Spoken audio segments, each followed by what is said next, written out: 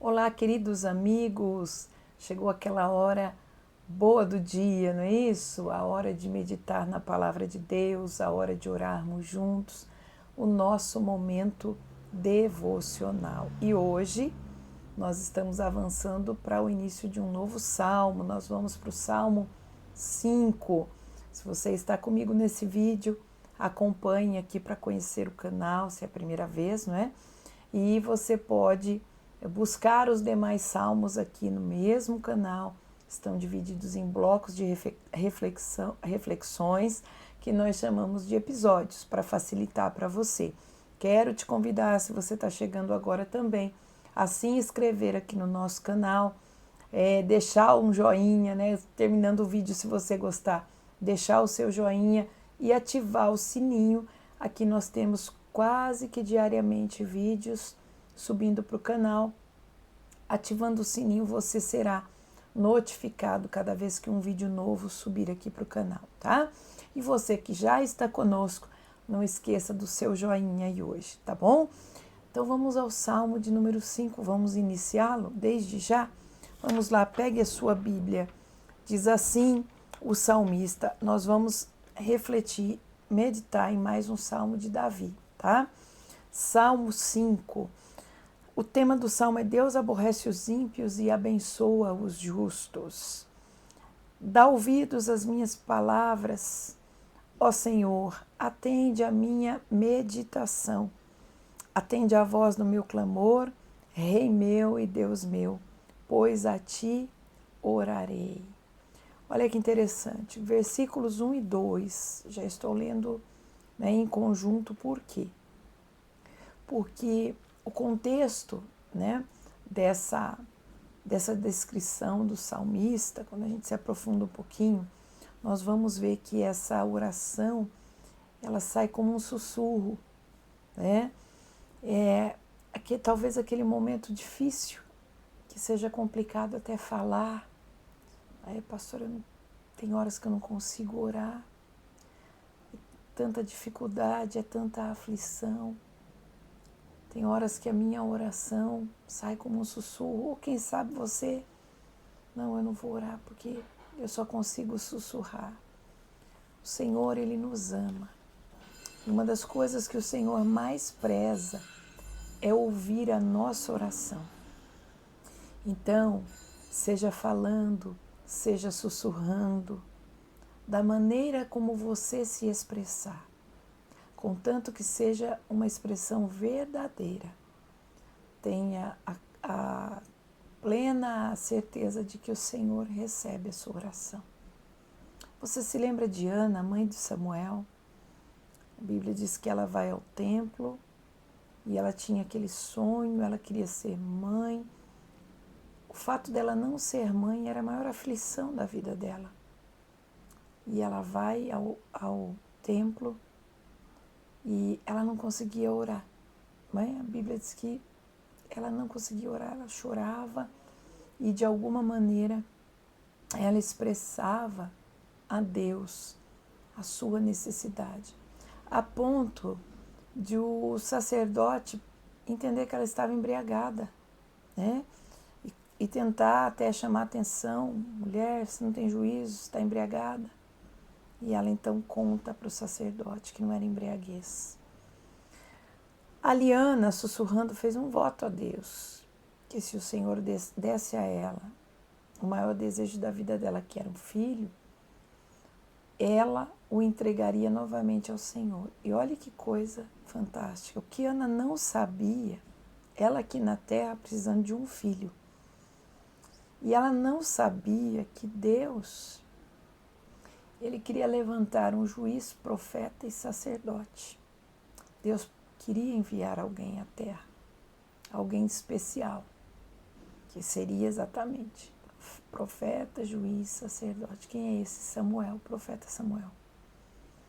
Quando Ana, sussurrando, pede ao Senhor a sua necessidade, apresenta ao Senhor a sua necessidade, e ela casa a necessidade dela com uma entrega para Deus. Se o Senhor der, eu devolverei. O que acontece? O os propósitos se casaram. O propósito de Ana com o propósito de Deus. Imagino que Deus tenha dito, ela quer um filho. Eu preciso na terra de um sacerdote, profeta e juiz. Pronto, casou o propósito. A Bíblia diz que ao chegar em casa, Ana retorna para casa, o Senhor se lembrou dela. Logo ela estava grávida de Samuel. Aquela oração que foi um sussurro, por isso o importante é orar.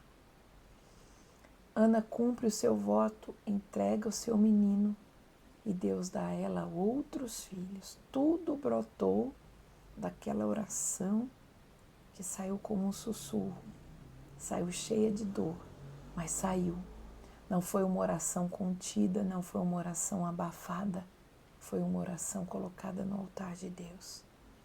Então, seja como for, ore ao Senhor, porque se a sua oração for verdadeira, seja ela um brado muito forte que você esteja dando, seja ela uma oração discreta ali, você e Deus, seja ela uma oração que vem como um sussurro banhada de lágrimas, de muita dor, o Senhor te ouvirá.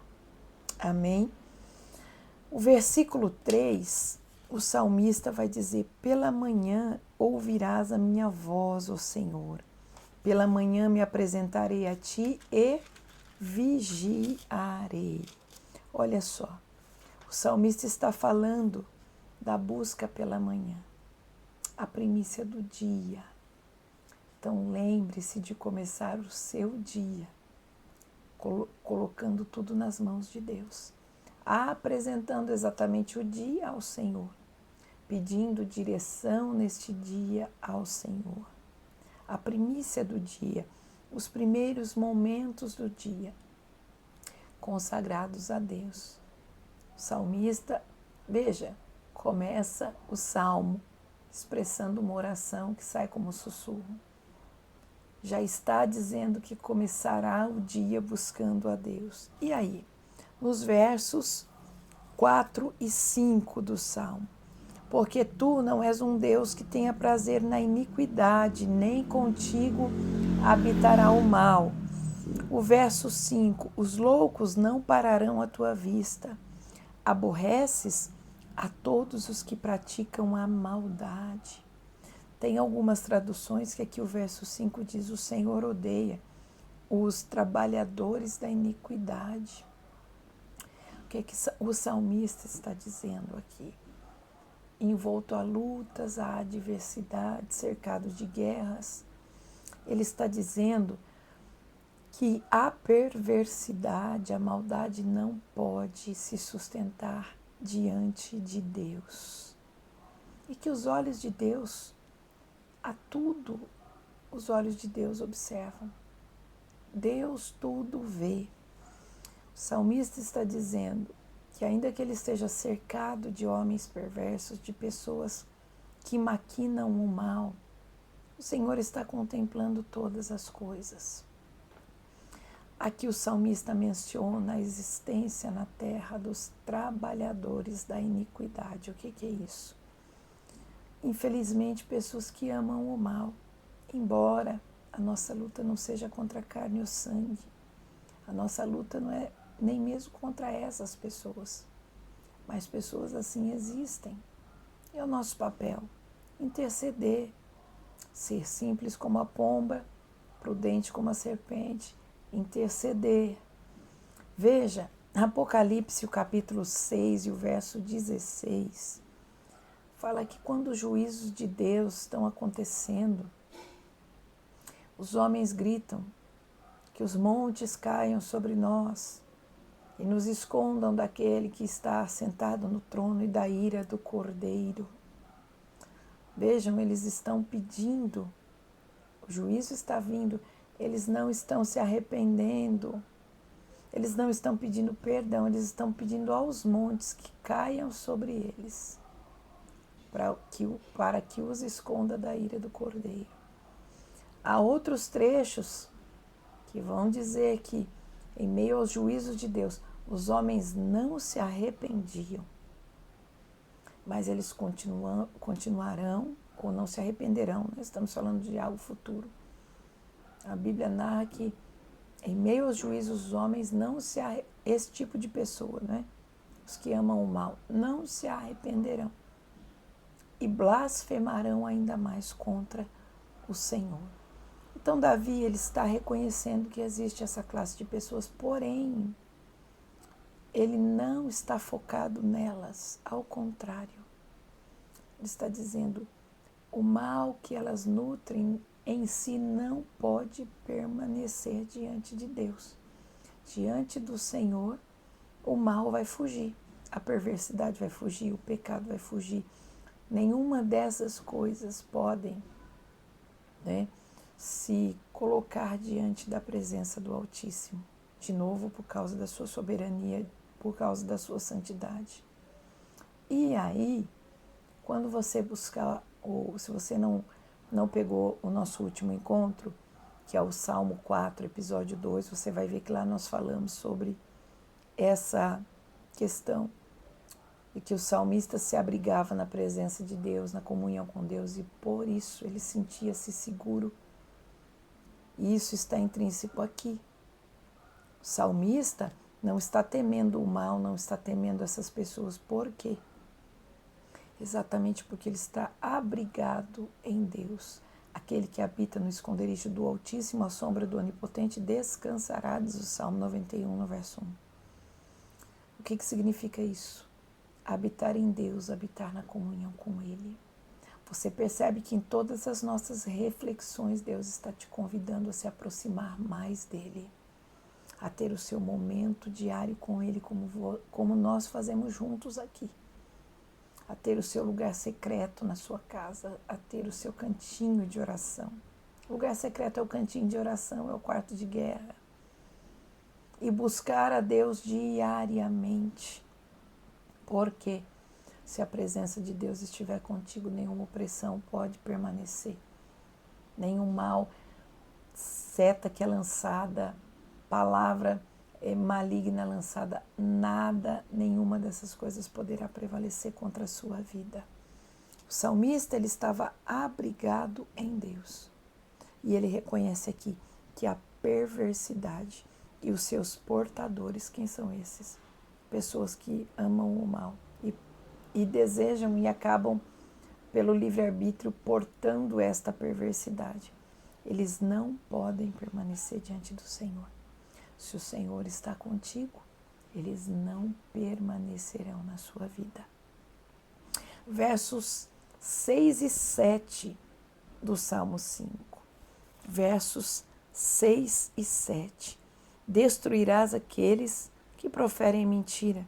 O Senhor aborrecerá o homem sanguinário e fraudulento, mas eu entrarei em tua casa pela grandeza da tua benignidade, e em teu temor eu me inclinarei para o teu santo templo.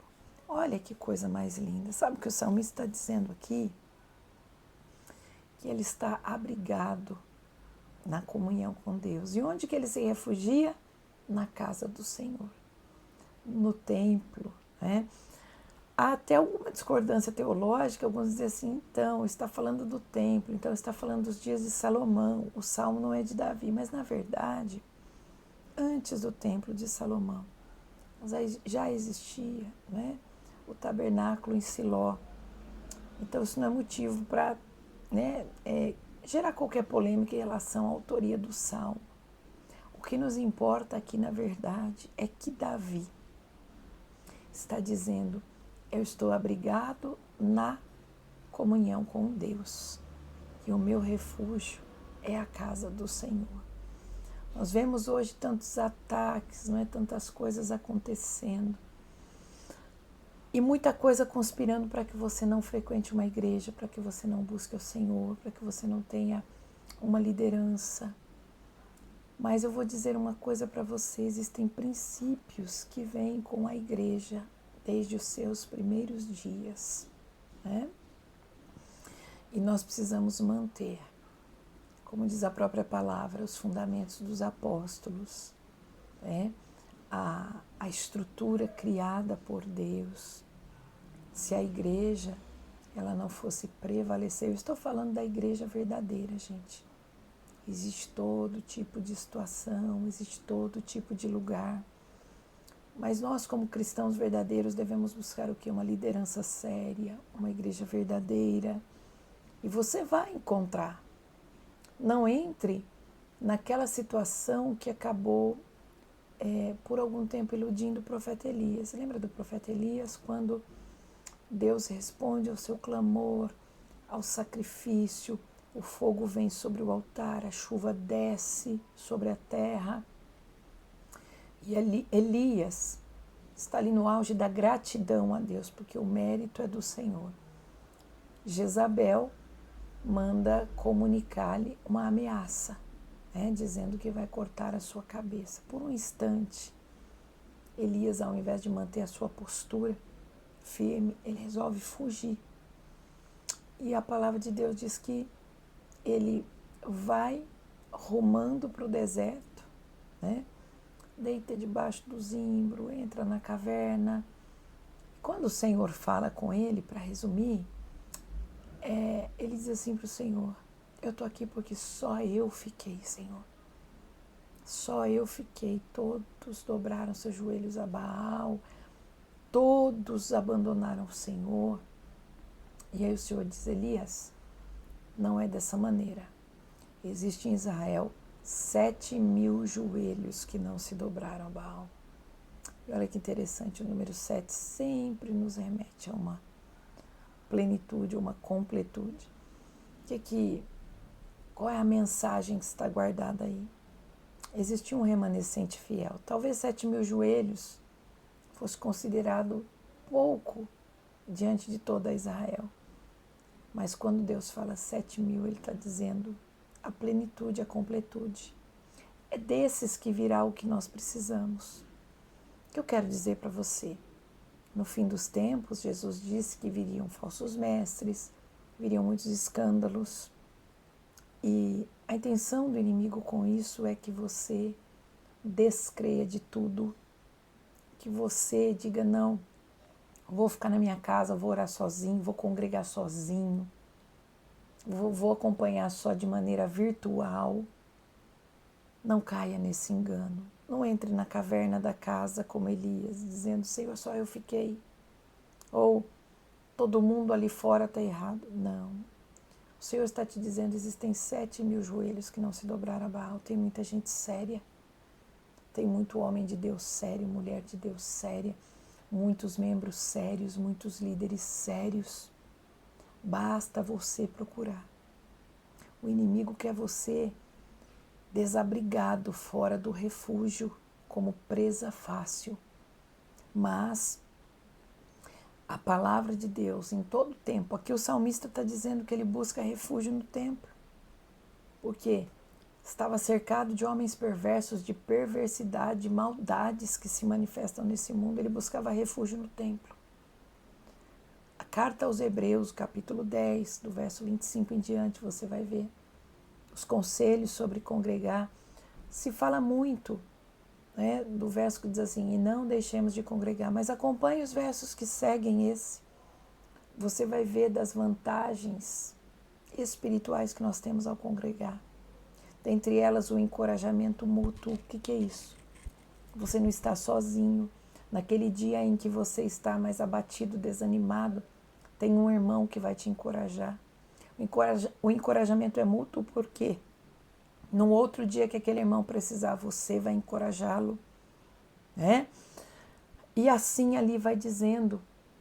E o conselho final perdão, do autor da carta é: porque se ficarmos sozinhos, corremos o risco de pecar deliberadamente.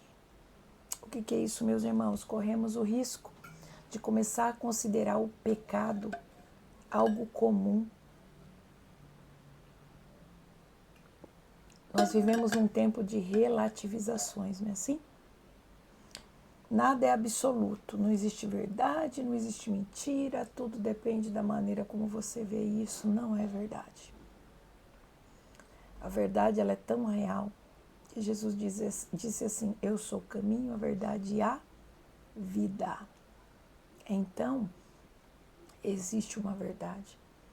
E se você não estiver refugiado no templo, recebendo palavra rima, você vai começar a relativizar todas as coisas e não vai ter forças. Porque a noiva não é uma pessoa isolada, lembre-se disso. Nós podemos sim dizer, eu sou o templo do Espírito Santo, sim, cada um de nós. Mas a igreja, ela só existe quando há corpo. A igreja não é uma pessoa, a igreja é um corpo. Então, é imprescindível que eu, templo do Espírito Santo, esteja ligado ao corpo. Então, pense nisso. Se você está congregando, acredito que está somando, está unido, né? Há uma liderança séria, trabalhe pelo reino junto com sua liderança. Se você está afastado, pastora, mas para onde eu vou? O que eu vou fazer? Ore a Deus. Ore a Deus. E o Senhor vai te encaminhar. Tá bom? Lembra disso. O templo é o refúgio que Deus deixou para nós aqui. Por quê? Jesus disse assim, que contra a igreja, não é contra uma pessoa, contra a igreja, as portas do inferno não prevalecerão. Faz tanta diferença estar no corpo, meus irmãos, que existem orações que nós não devemos fazer sozinhos, nós devemos fazer como igreja, nós devemos fazer como corpo. Se não fosse assim, Jesus não diria que a sua igreja prevaleceria. As portas do inferno não prevalecem porque a igreja prevalecerá. Até quando? Até Jesus tirá-la da terra. Então lembre-se disso. Não existe a noiva em um pedacinho isolado. A noiva se forma quando o corpo está junto. Amém? Nós vamos orar agora, então, sobre essa palavra do Salmo 5, tá? Que ela esteja no seu coração, que você ore em todo o tempo, bradando, falando, sussurrando, seja como for, que você se abrigue em Deus, a sua comunhão íntima com o Pai, que você se refugie na casa do Senhor e que, como salmista, você testifique a segurança, as vitórias e a grandeza do Deus que nós servimos.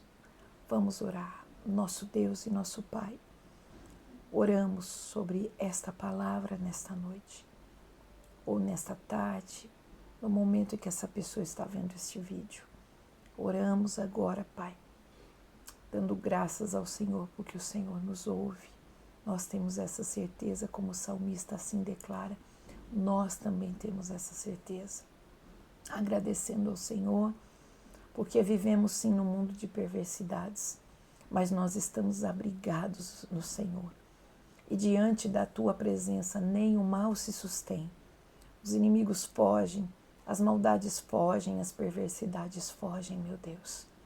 Que esta pessoa que estava tão debilitada, que estava afastada, sozinha, isolada, padecendo porque já estava assimilando as perversidades deste mundo, que nessa hora ela seja resgatada pelo poder da Tua palavra e pelo poder da Tua presença, Senhor. Que ela possa se abrigar em Ti, que ela possa se refugiar na Tua casa, que toda esta família que ouve, que ora comigo, encontre abrigo no Senhor, encontre refúgio na Tua casa. Os que estavam abatidos, desanimados, sejam fortalecidos, recebam vitaminas do céu neste dia. Vira o cativeiro, muda a história, Senhor, desta pessoa que ora comigo. Que ele possa se levantar do pó. Tu és o Deus que levanta o pobre do pó e exalta, tira do monturo necessitado. Que ela possa se levantar do pó, que ele possa se levantar do pó e buscar refúgio na Tua presença.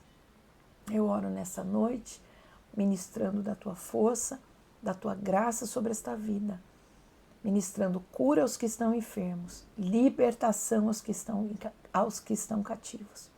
alcance todo esse lar, toda esta família, que haja um ambiente de paz, que haja um ambiente de alegria, de segurança, de confiança no Senhor. Nós oramos nessa hora e agradecemos no poderoso nome do Senhor Jesus. Amém. Que Deus te abençoe poderosamente. Mais uma vez te convido, inscreva-se neste canal, deixe o seu joinha se você gostou, clica no sininho e segue na jornada Orando o Salmo conosco. Se Deus permitir, voltamos no próximo vídeo. Um grande abraço. Deus te abençoe.